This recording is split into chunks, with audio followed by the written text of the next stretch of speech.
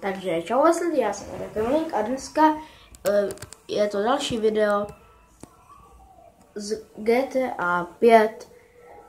Takže tentokrát zase hrám za Trevora. Takže teď se jdem pro auto. Tak. Ježiš, a proč to Rockstaři neudělali tak, že nemůže chodit rychlejš. Mačkám prostě, aby to sprintoval a on schodek, jo. Je tak, ale ticho rádio. Možná, že si pamatuju, že jsem včera vydal video a tam bylo, jsem hledal nějaký traktor, takže dneska vám ukážu, všichni už jste na to určitě přišli, ale když pojedete na místo, které můžete vidět na mapě, tak prostě tady někde v těch klikatých cestách, tak se vám tam může, tak tam jezdí taková velká auta, které si za chvilku ukážeme. Nicméně věcí se moc nezměnilo a akorát teda už to má konečně o trochu něco lepší dům. A nebo víte co, já to udělám jinak. Ale ticho, to už rovnou vypnu.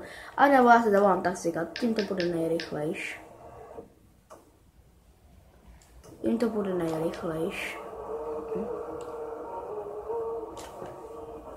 Tak. Zavolej si toho taxíka, ale tě tady je.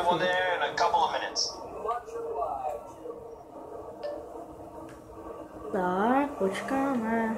Kde seš, taxikáři? 10 sakra.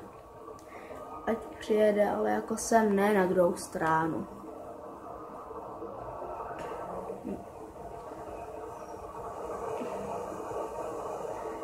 Pošta.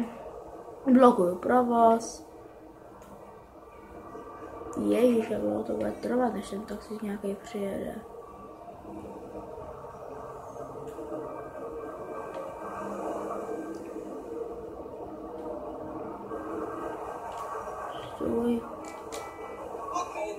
Tak. Děkuju. Jeď. Tak. Stnu to hezky.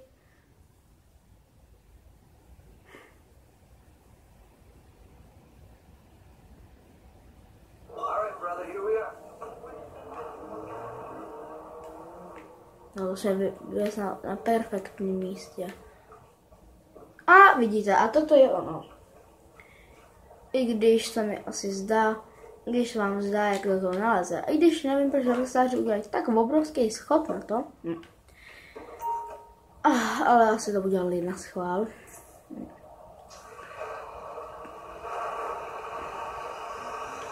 Tak. A pojedeme.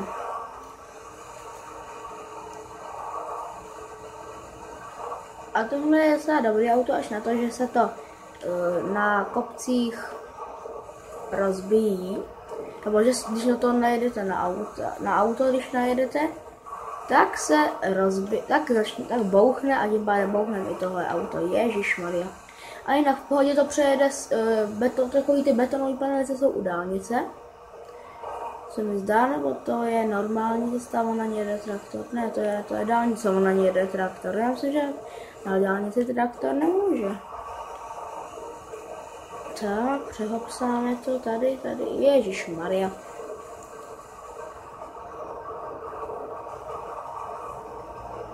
Prodělení troubí, projdete si mě.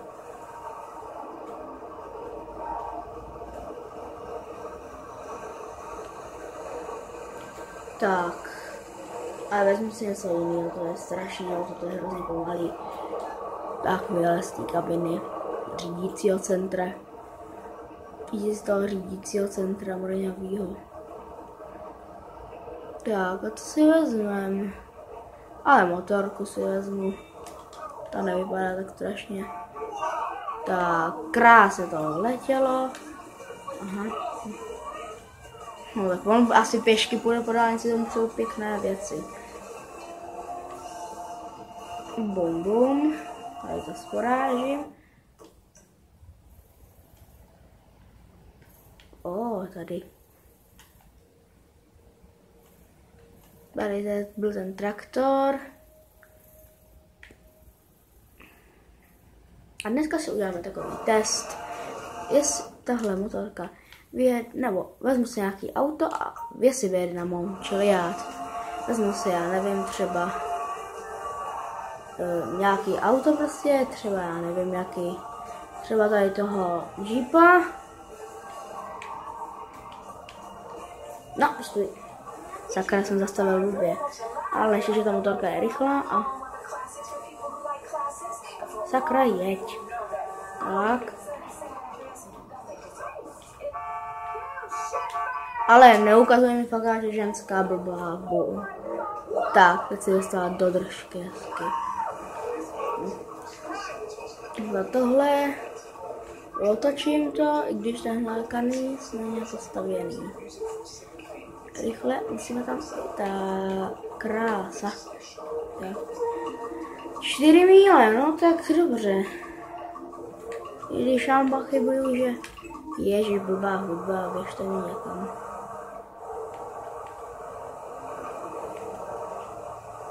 I když já jsem jako tak, teď pojedeme takhle.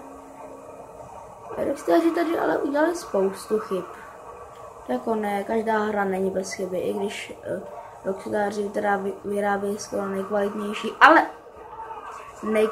nejkvalitnější hry na světě, ale to je nevadí. A Kanisovi se nic nestalo, jenom jsem ho úplně nárazník, to je celkem zajímavý, že jako... A hopsem. No tak teda, pojedeme tohle. Ježišmarja, to je... Už je roznásený celý. Tak. Nicméně, už jste jistě slyšeli o Mafii 3, že by to vyjde v roce 2017 v lednu nebo v prosinci. Ale já si na to myslím, že Mafia 1, tak si to vemte, jako vyšla v roce 2005 zhruba. A jako byla to nejlepší hra, ale je hrozně těžká. A teď, jak se pomalu ty hry vyvíjejí, jsou čím dál lehčí. Mafia 2, taky dobrá hra, už je ale lehká. Já jsem Mafii 1 hrál ve staré verzi a hraju, teď už jsem konečně ve Smrt umění, teď už jsem ale, jak tam fightujete, už za samém. On to asi, vy už asi nehrajete, možná, že nehrajete Mafii 1, i když Gogo jí hrál celkem, jako nedávno. Ježišmarja, já jsem to přejel, jsem úplně blbej. No, takže, a teď Mafia 3, no tak to má být teda v roce 2017 a vemte si, že se stalo to, že to jako prodají Amerika, ano, ale neříkám, že by měli blbou grafiku, ano, ale jako, když se podíváte, tak už jako to není ono, sice jako, to je už jako vymazlený jak GTAčko 5, ale nejlepší na tom je, že to je ta Mafie jako v Mafii 1, 2 je taková stylová, a ne, že tam jako nějaký ten černoch, jak se jmenuje, jsem zapomněl, tam někoho rozbodá, může nic proti násilí, jako je to sice super hra, ale i když tohle je taky to samý, a to nevadí. Jako ne, že by byl nějaký zastávač jako míru milovných her, to jako já přímo nesnáším, když tam je přímo nesnáším, když v těch hrách jsou takovýhle pindosové hry. Jako říká TV Nova, že to je největší počítačový zlo, tak ty lidi, kteří se na ní dívají, jsou z toho zmanipulovaný úplně. Vezmu si tohle, to bude lepší. Ale ne, ticho. Ty vole. A on mi najede do cesty, to nechápu, tohle ten čučot. Hele, co to je? Kdo to je? Vypadá to jako jedna ta Uršula, to vypadá. Někdo ji možná v kontaktech máte, já jo.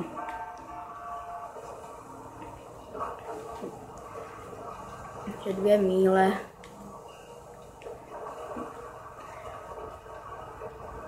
To je takový krám tohle auto.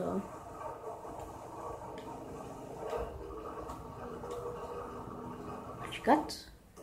Jedeme dobře, teď nás čekají ty nejhorší zatáčky teda.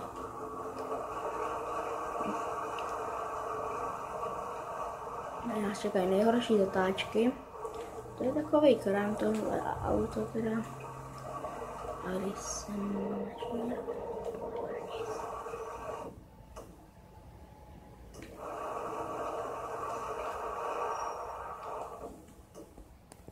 tak, já jsem teď chvilku stopoval, protože jsem se potřeboval něco podívat. Tak jeď sakra. Dojedeme. Ještě to bude chvilku trvat. Ježišmarja, proč to nejede? Tak. A určitě jste viděli video sexuální týnka zlomila koně. To je taková týnka, těch je v České republice. Těchto kanálů je tisíc, je jich 18 000 a řekne jako, a on takový primitivní název, ano, ale já mám takové jako, to mě videa padlo náhodně. Nevěděl jsem, že budu natáčet herní videa, nevěděl jsem to. Ale nedávejte dislikey, prosím. Tak Ondřej, prosím, pane bože. Ondřej, prosím. Drsný rozklad v Praze, taky jste taky museli určitě vidět. To je už taky docela celkem nostalgické video. No, pojedeme tunelem, který je hezký kamenový, hezký, takový pěkný. Proč to pořádně nejede, mi řekněte. A ježišmarja.